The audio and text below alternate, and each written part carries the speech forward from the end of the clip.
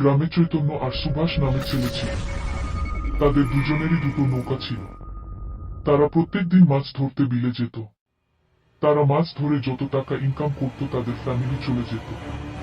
প্রত্যেকদিন রাত 4 বাজে ঘর থেকে বেরিয়ে যেত।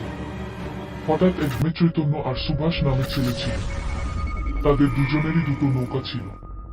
তারা প্রত্যেকদিন মাছ ধরতে বিলে যেত। তারা মাছ ধরে যত টাকা ইনকাম করত তাদের ফ্যামিলি চলে যেত। প্রত্যেকদিন রাত 4 বাজে ঘর থেকে বেরিয়ে যেত। হঠাৎ একদিন গেল চৈতন্য। চৈতন্য, হ্যাঁ ভাই, সুভাষ আছি। প্রত্যেকদিনই রাতে সুভাষ চৈতন্যকে ডাকত আর দুজনে মাছ ধরতে যেত। দুজনেই নৌকা নিয়ে বেরিয়ে গেল মাছ ধরতে। এইভাবেই তাদের চলত।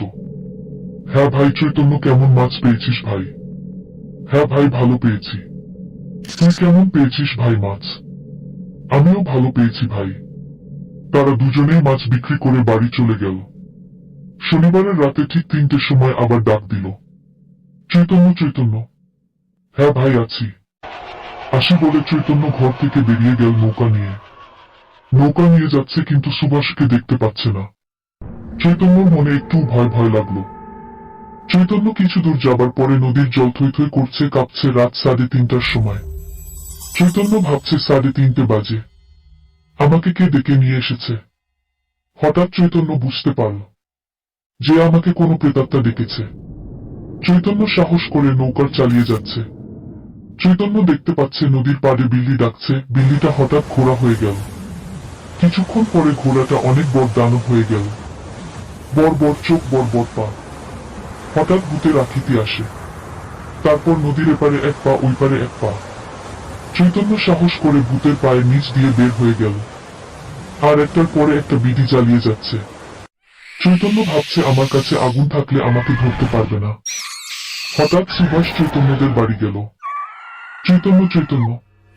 হঠাৎ চৈতন্যর বউ ভাবলো এখন কে ডাকছে, কিছুক্ষণ আগে তো আমার স্বামীকে ডেকে নিয়ে গেল। চৈতন্যর বউ বলল, সুভাষ ভাই, কিছুক্ষণ আগে তো তুমি ওর বাবাকে ডেকে নিয়ে গেলে। সুভাষ বলল, না তো, আমি তো ডাকিনি, আমি এইমাত্র এলাম। সুভাষ ও বুঝতে পারছে যে চৈতন্যকে কোনো প্রেতাত্মা ডেকে নিয়ে গিয়েছে। সুভাষ আর চৈতন্যর এর বউ, ওর ছেলে মেয়ের সবাই ভয় পেয়ে গেল। ওরা সবাই নদীর কিনারা দিয়ে হাঁটতে হাঁটতে যাচ্ছে আর চৈতন্যকে ডাকছে, চৈতন্য, চৈতন্য।